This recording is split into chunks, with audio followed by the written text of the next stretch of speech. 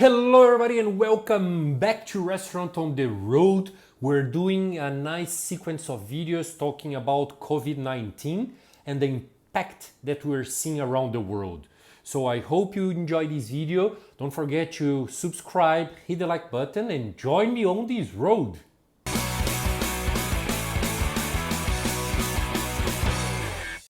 Welcome back, and on the video today I'm going to share a little bit more about COVID-19 in Brazil.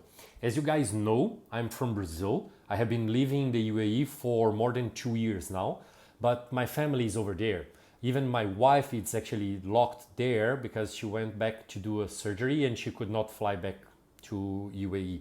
So I have my whole family there, so I will share with you a little bit of what I'm reading, seeing and talking to my family and friends back home. So in Brazil, the problem actually it's because the country is huge. We have a big country, we have a huge population. It's more than 250 million people in the country, and we are facing a lot of political issues. Brazil was already in a tough moment between a political and economical situation. I'm not going to go in details here, but we know that it's really difficult what we're living now back home. So in Brazil, in March, we saw that the numbers started to grow a little bit, but people were still not sure about what is going on. So actually, it was a bit of, like I said, a political situation where the president and the governments, they were not, the president and the mayors, they were not talking a lot, they were not in agreement, and the mayors, they decided to start taking actions state by state.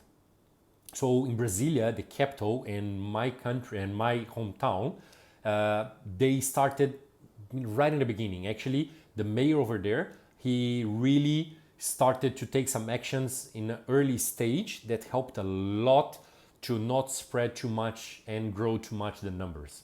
Okay, so in Brasilia, they started closing the restaurants, gyms, spas, shopping malls. They started to close almost everything. I would say end of March, beginning of April. And that actually, it started to control the spread of the virus around the city. That actually helped a lot. I know that it's really complicated to talk about should we just keep it closed for that long or should we open. I'm not going to discuss that. For now, we need to understand that being at home, it's safe. And if you're not going out, you're going to be able to reduce or not allow the virus to spread. COVID-19, it's something that affected all over the world. We never saw that at any moment.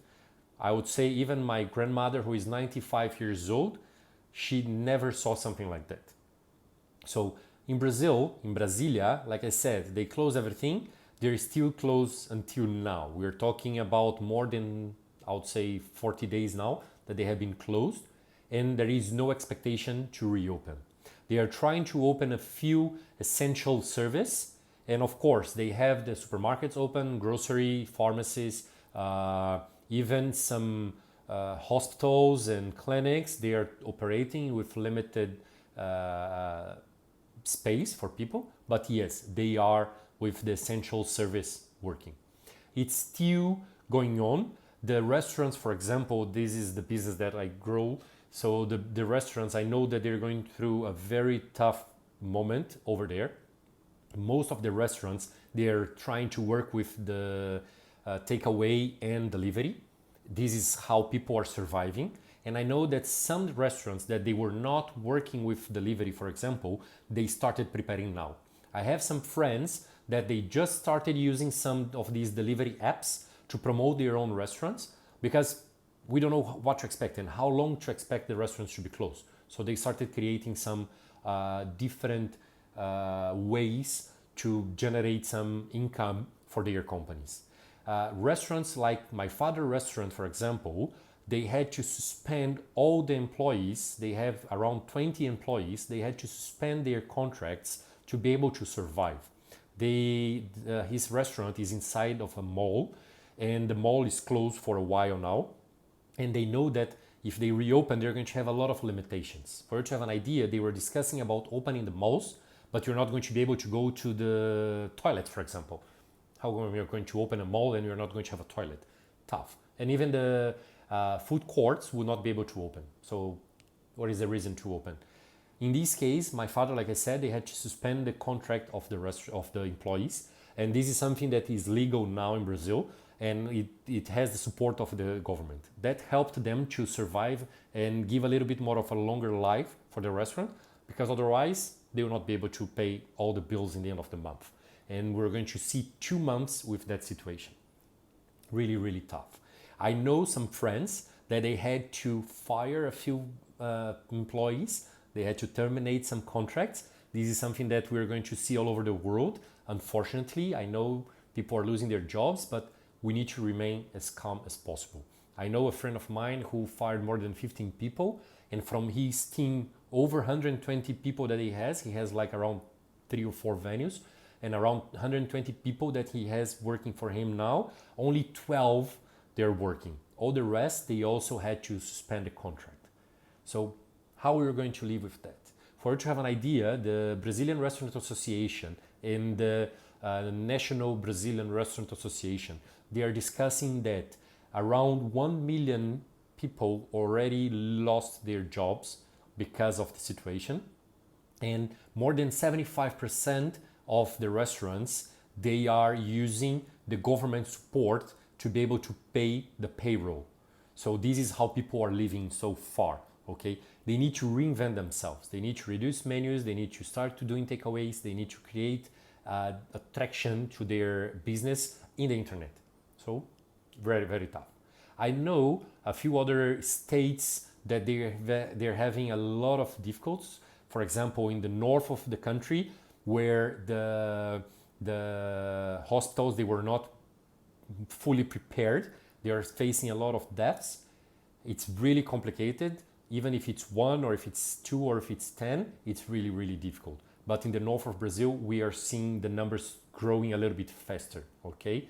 In the south, for example, we had some restaurants, they were able to keep it open. But for you to have an idea, I know one restaurant in the south that the owner, he mentioned to us that they were working with so little business that they had to send most of the employees back home. They suspended the contract as well, and the owners, they started working a little bit more closer. They started cooking, they started serving, because that's the way that they would be able to survive during this period, right? And places like Rio and São Paulo, the big cities that most everybody knows and they heard about it, São Paulo and Rio in Brazil, these cities, they got really affected. We know about hotels in Rio that they shut down. We know about hotels in São Paulo that they are going through a very difficult situation. I know about a big chain of hotels, international chain, that they have a hotel in São Paulo that they unfortunately terminated more than 200 people during the last 2 or 3 weeks, if I'm not wrong. So tough, I know that. It's a very complicated moment. So that's what I'm saying. If you're watching this video from another place besides Brazil, I'm telling you, it's not only your country, it's not only your city, it's not only your company, it's all over the world. So try to remain calm, be safe, follow the instructions of your government.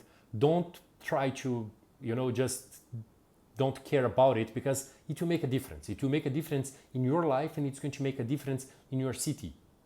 Try to remain calm. I said in the previous video as well, try to use this moment to learn a little bit, to try to motivate your brain to keep working. Do something to you, do something better to your life. Take this opportunity to learn a little bit more, okay? So if you like this video, please hit the like button, subscribe to my YouTube channel, share it with your friends, and join me on this road. Cheers!